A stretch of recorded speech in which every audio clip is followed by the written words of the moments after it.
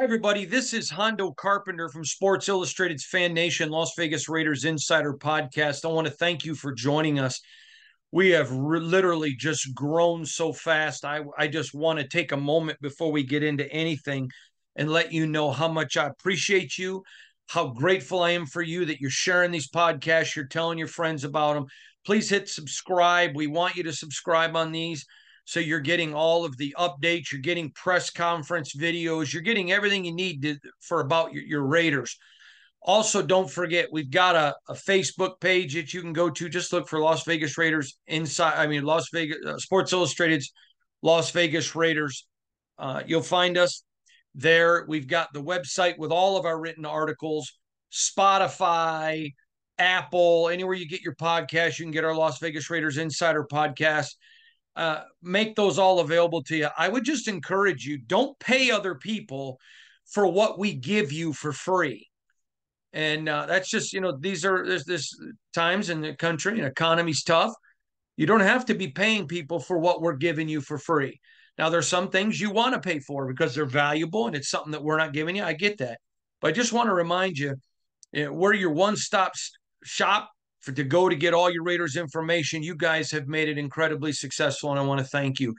I want to dig right in today because there is a unique dynamic developing with the Las Vegas Raiders.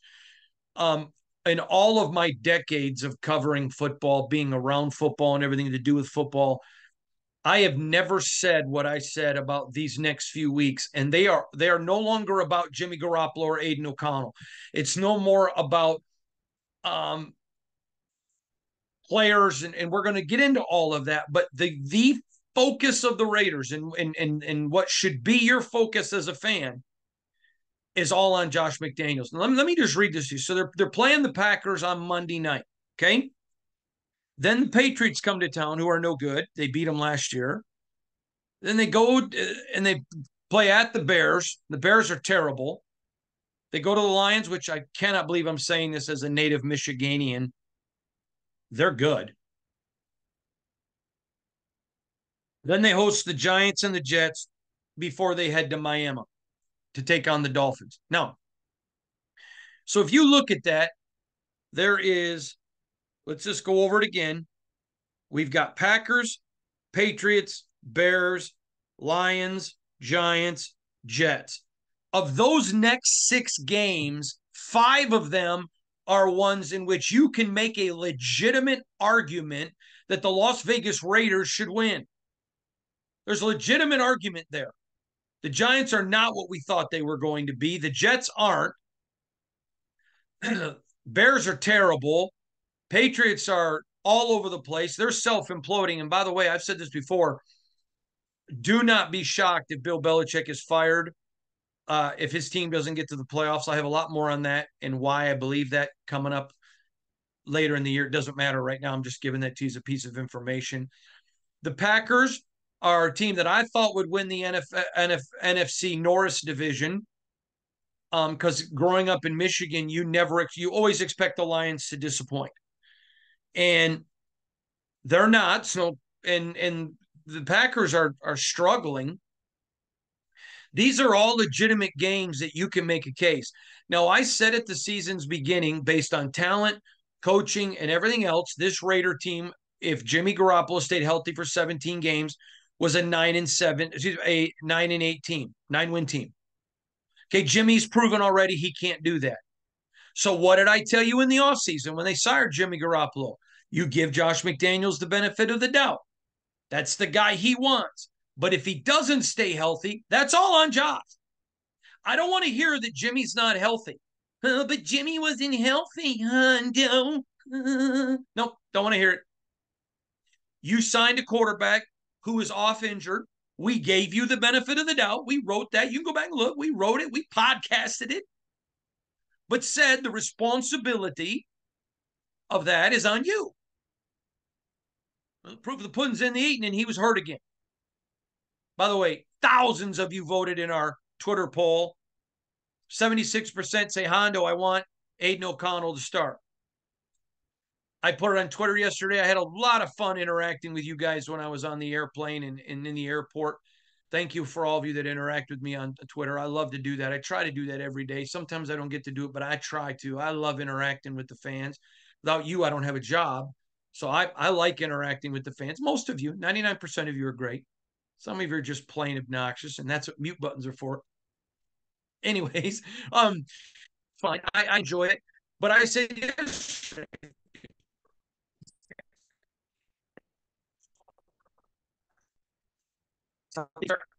And Josh McDaniels he wins, and he does, and you think that's our guy,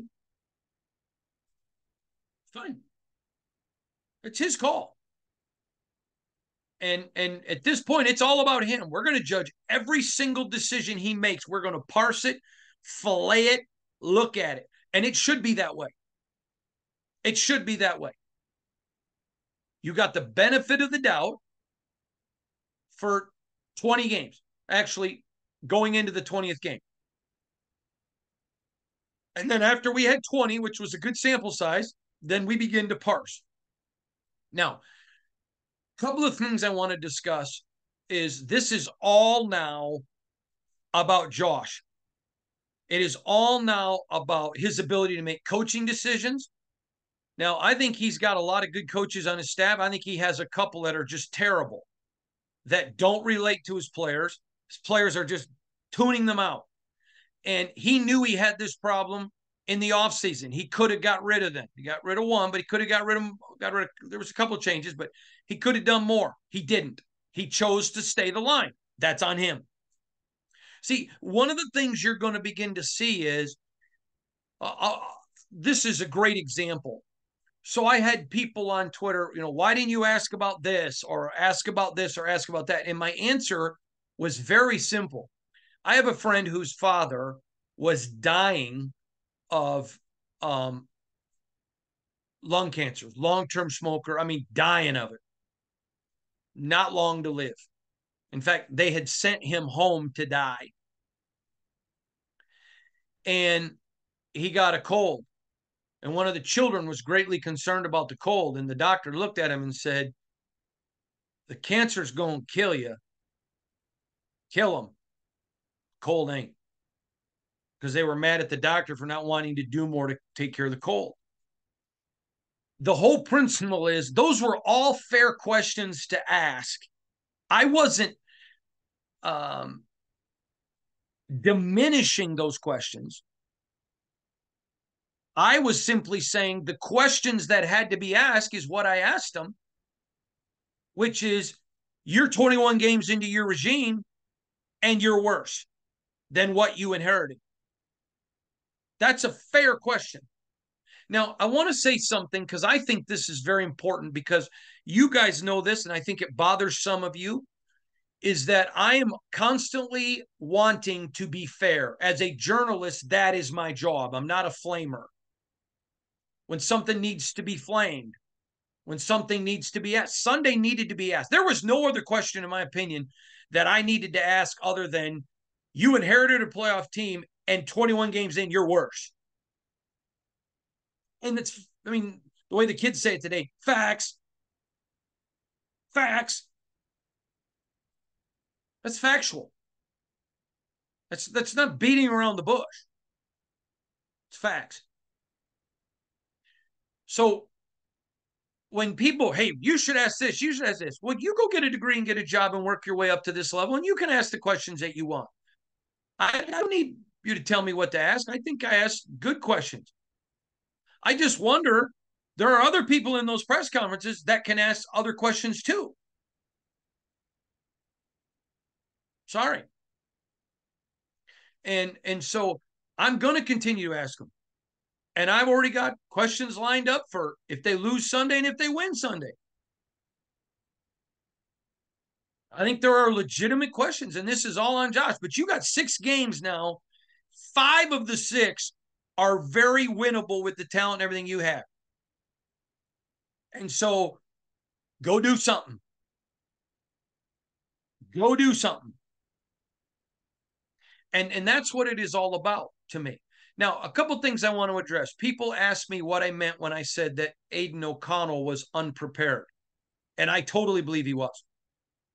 And I believe if you are fair-minded and listen to this argument, you're going to understand why. So I was told before training camp, Brian Hoyer was going to be backup. I told you all that. That's all. This is what I love about the digital age. When I tell you something, you can go back and verify. I talked about it in question and answer articles. I don't know if I mentioned it in pods or not. I think I did, but I'm not 100%, but I know it was in my question and answer articles. I was told after training camp, Brian is second. So every game they had prior to last week, Aiden is inactive. Okay. Now in practice, got to remember a couple things. This isn't the old NFL and it's not college. We got 100 players. So reps are incredibly valuable at the pro level because the rosters are half the people. So the quarterback, I mean, the number one, the first string guy gets 75% of the reps. Let's just say 70, but probably 75 would be fair. Let's say 70. The number two gets 25% of the reps. So you haven't thought Aiden O'Connell was your backup all year. He's been inactive in practice. He's getting 5% of the snaps. Then bam, Jimmy's out.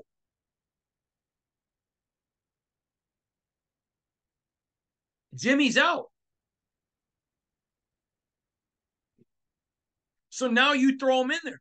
Well, you have to be thinking, this is what coaches are supposed to do. You're supposed to be thinking of all of those things. And so, listen, I can tell you, having spent time around Saban, the most prepared person I've ever known, and he's off the Belichick tree, man. I mean, he learned that from Bill. Josh should have too. So if you know, okay, I've got an off-injured quarterback,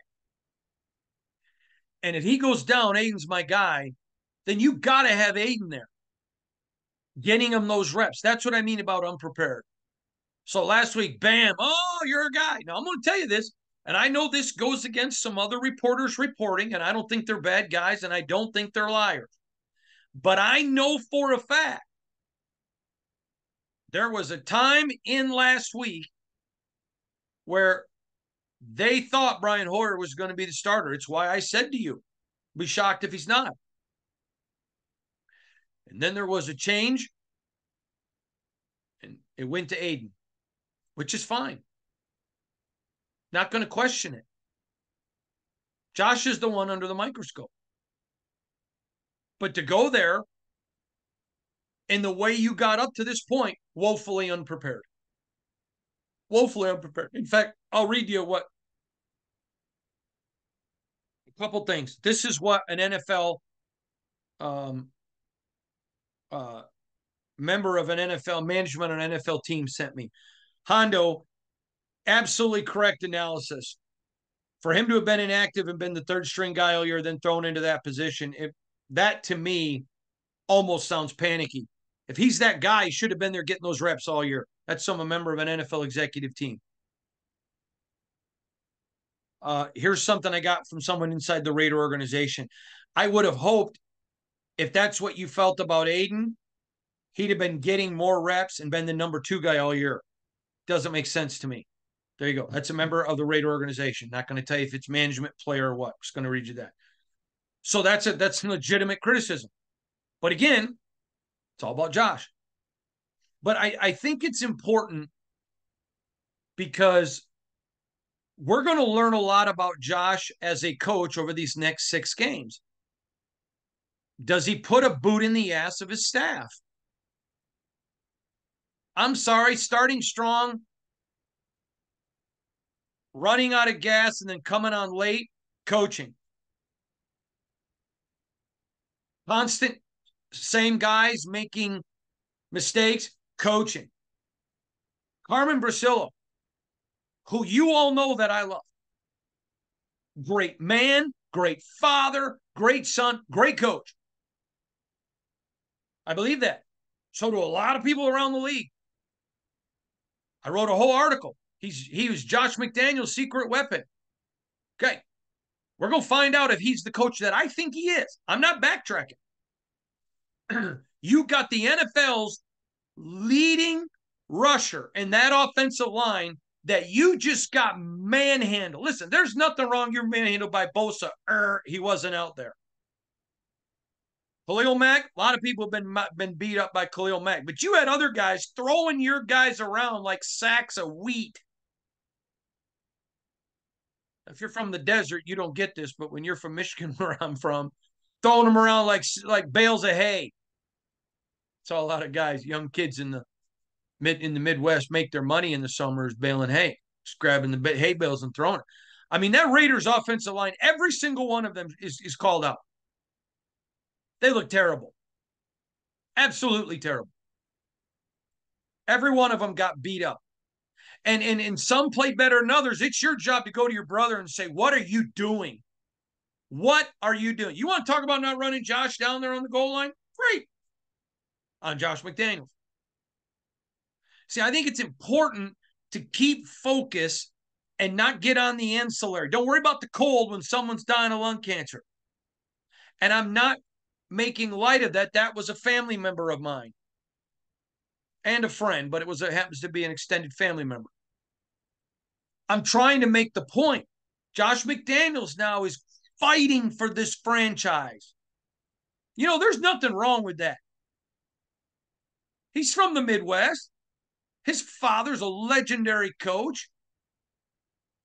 There's nothing wrong. This is football. There's nothing wrong with fighting for something. Great, Josh. You got 6 games. Go win the heart of these fans. Show them, hey, everybody, I'm disappointed too. I know it's not Josh's personality, but man, I want him to do well. I don't root against the Raiders. This pains me. I want him to walk to a podium and kick something, throw something, and say, yeah, I'm pissed. Pissed. Did you watch Daboll on Monday Night Football with Daniel? I just want to pissed. These are guys I believe in. I trusted. They're better than this. I will never forget this. I have lost a ton of weight. I know that's probably hard for you to believe because I'm huge now, 256. But I used to be well over 400 pounds. And I wrote an article once about a basketball player, who was overweight, and his coach made him get on the scale in front of the media. It was tough. So my dad called me and wanted to meet with me, explains to me that in all my life, he's so proud of everything I've been able to accomplish. But for the first time, he was embarrassed. And he said, I don't know how you can write about a player lacking motivation in the eating department when you look the way you look. Now, I love you, son. And I'm going to love you whether you're 200 pounds or 400 pounds. But the reality is, and man, since then, I'm very brutally careful about what I eat and what I put in my body. And I've lost, well over, I think it's right at 180 pounds, could be 175, whatever, all on my own. And when it hit me, you're right, Dad. And it made sense to me. And I lost that weight. And I want to see Josh McDaniels go out and say, you know what, guys, this isn't what we wanted. None of you bought into this. I did inherit a playoff team. And we're going to get this thing. I did this all. I want the fans to see it. Man, I take the criticism, and I'm good with that. Because people say, how do you defend this? No, I'm not. This is all on him. He inherited this team, and they're worse. That's all on him. You don't want your team changing coaches every 2 years. There's no stability in the franchise. And by God, who's ever spreading this rumor that Mark Davis can't fire him because he's broke, that is a falsehood, and it's a lie. So if you're going to come up with criticisms, at least have them based in truth. Mark Davis ain't broke and can do whatever he wants. That's just stupid. It's just stupid. It's echoing the narrative of Oakland, and they're not in Oakland anymore. And if you want to listen to people that spread it, that's fine, but I'd just mute them. I wouldn't even listen to them after that stupidity. But they're trying to build something stable. You're darn right I believe in him because I know him since he was a graduate assistant. I know the man that he is. But I'm sorry. This next 6 games, it's him under the microscope. He can go win Raider Nation's heart, and you all know I'm right. I'm going to tell you something. I was asked on a national interview recently about Raider fans, and I said to him, everybody wants Raider fans. Now, when you see the extreme, you're like, man, I don't want that. I had a person, and obviously, I'm a public figure. My home and all that is private. And I had a guy just recently take a picture of my home and send it to me with a threat. Now, I didn't tell you all of that, but I ended up sending it on to law enforcement. And when I just mentioned that somebody did, and I turned to law enforcement, oh, Hondo, he's a wimp. A lot more vulgar than that. But no, you start coming by and taking pictures of my home, that's too far. But it's just one. It's not the majority of fans. I know that. I'm not blaming Raider fan. Every fan base has whack jobs. But 99% of this fan base, there isn't a team in the NFL that wouldn't want. They're passionate. They care. They love it. They're there.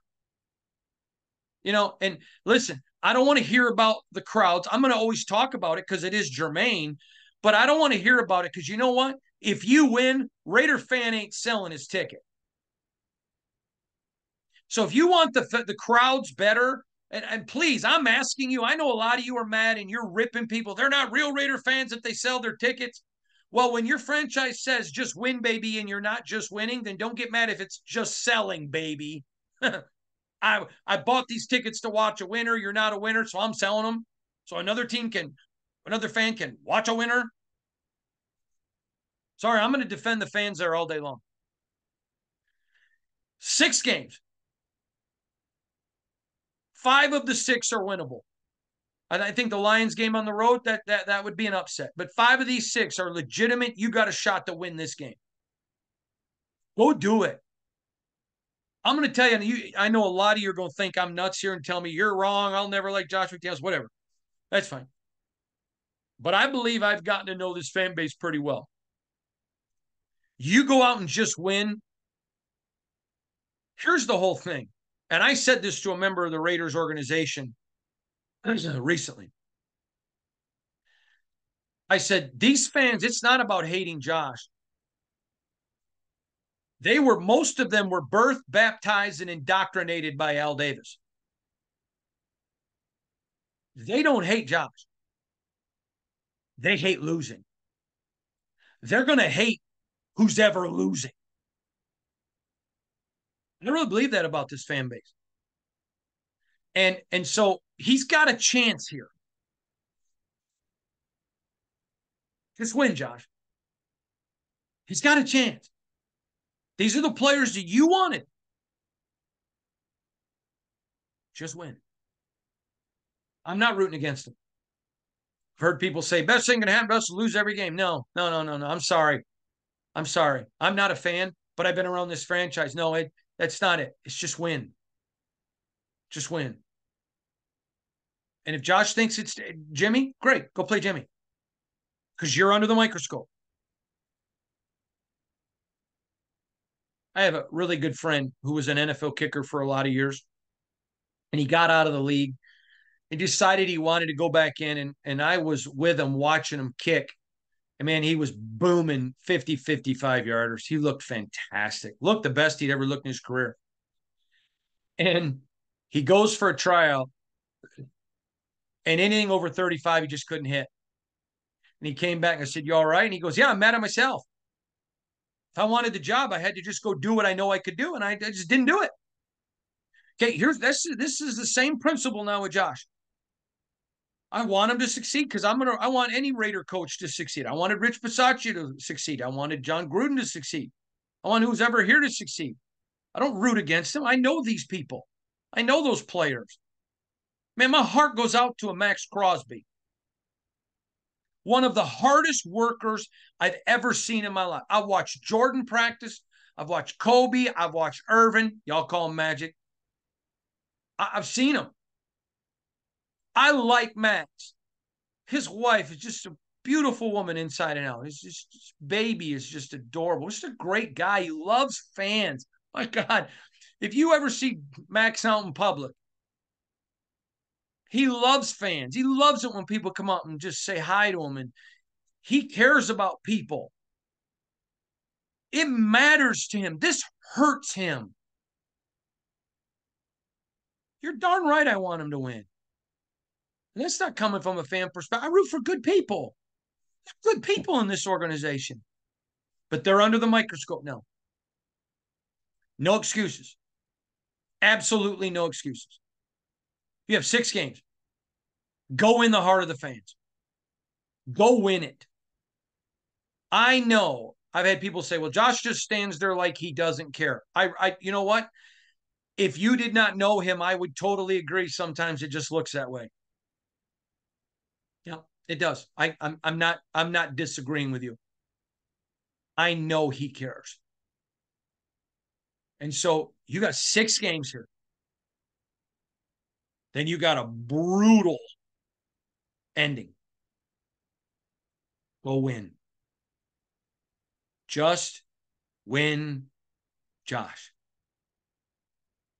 You're going to be accountable for every decision you make. You are under the microscope.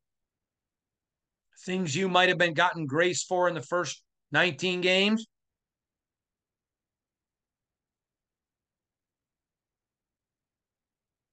Just win. That's the whole thing's about. Just win. I want him to. And I know you do. These next 6 games are monstrous. After these 6 games, we're going to know a lot more about Josh, the regime, and the direction of the Raiders. There's 13 games left. I don't blame one person who's angry. I don't blame one person who's mad. You've got legitimate things. Legitimate. But I want to address one other thing. There was video somebody sent to me of a guy who I believe was a Raider fan flipping off Mark Davis and screaming at him at the game. And I was asked, what do you think of it? I think it's ridiculous.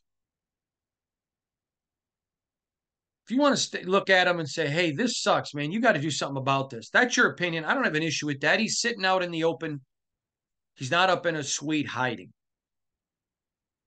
But, you know, my dad, who, if you haven't gotten the hint by now, loved him.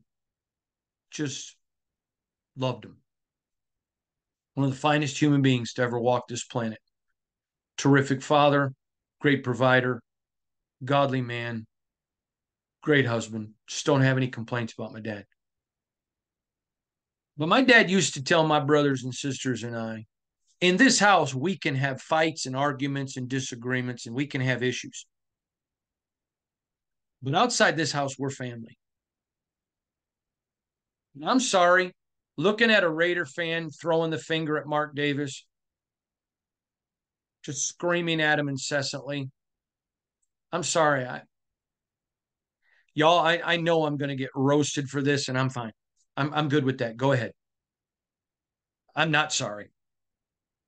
I just think it's ridiculous. Do you want him to go hide in a suite and never be seen by the public? No, he cares. Listen, I think you can honestly question and have disagreement with Mark Davis on some of the decision making he's had. I totally agree with that. I think he's proven to be a superior businessman to his father, where his father was a superior football mind. Mark has proven to be a superior businessman. He's been willing to spend the money to try to build long-term stability. He spent the money for free agents since he got here in Vegas. And I think there are legitimate things you could question about Mark. But if you're a Raider, come on. You want to boo the product on the field? I have no problem with that. You're booing everything and everyone. You want to go on there and say you should fire Josh McDaniels? I have no issue with that. That's your decision. I think it's way too early with 13 games left in the year. And I'm going to address that in just a minute.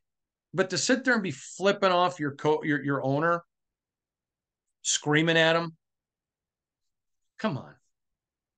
There are lots of ways to voice your frustration. You could have gone up and said, listen, this isn't good. You got to fix this. This is frustrating. I care. You know what? I know Mark. He'd have listened to you. But I'm sorry, doing stuff like that, to me, it would just cross the line. And one of you asked me my opinion, and I gave it to you. Last thing that I want to address is I've been asked a lot, Hondo, how can you, matter of fact, I'll just read you. I got a ton of them. I'm just going to pick one. This comes to us from, excuse me here. This comes from Jay Griffin. Jay, just initial Jay Griffin. And Jay asked me, how can you say you don't fire a coach just because there's 13 games left? Okay, here's my whole thing. When you fire a coach, players instantly begin to play not to be hurt. Okay. And now the Gruden thing, that had to happen, and the players rallied around Bisaccia. Okay. So in case anybody goes there for a disagreement, I don't know who the players would rally around on this team. I think they would rally around Carmen Bricillo.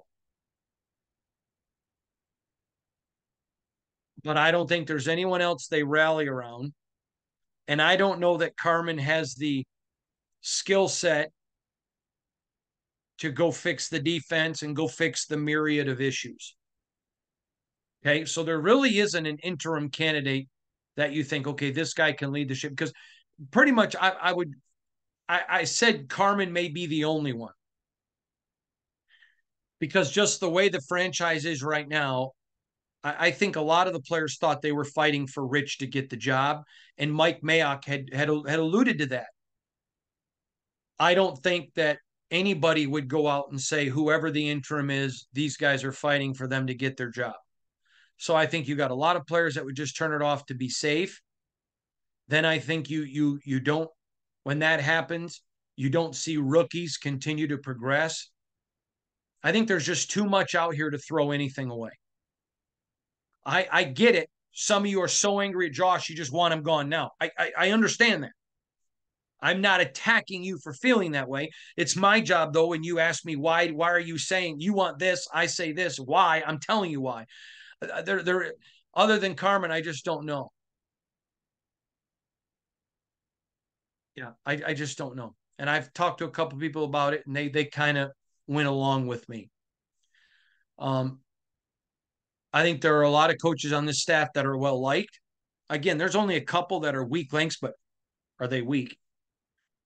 But I don't even know those that are liked if there's a rallying cry, if it's not, hey, this guy can keep his job. So I just, to me, there's so much. You may let some steam out of the kettle immediately, but you do more long-term damage. And at what point do you say, okay, the Raiders don't need any long-term damage? Plus, I don't think Mark Davis is there at this point yet to say I'm firing Josh McDaniels. And so there's just nothing to gain. Again, I have no problem if anyone says that's what you want. That's what you want. That's your personal preference. But I just think there's too much long-term damage that could be done to the organization right now for that to happen. After these 6 games, we're going to see a lot. But Josh McDaniels is under the microscope. Let's go, Josh. Just do it. Or as the words of Al Davis, change just a little bit. Just win, Josh. I think that solves a multitude of sins. Winning cures or covers a multitude of sins. That's it. I appreciate you guys so much. Remember to subscribe. I'm Hondo Carpenter from Sports Illustrated's Fan Nation Las Vegas Raiders Insider Podcast, part of the Fans First Sports Network. Thanks for joining us.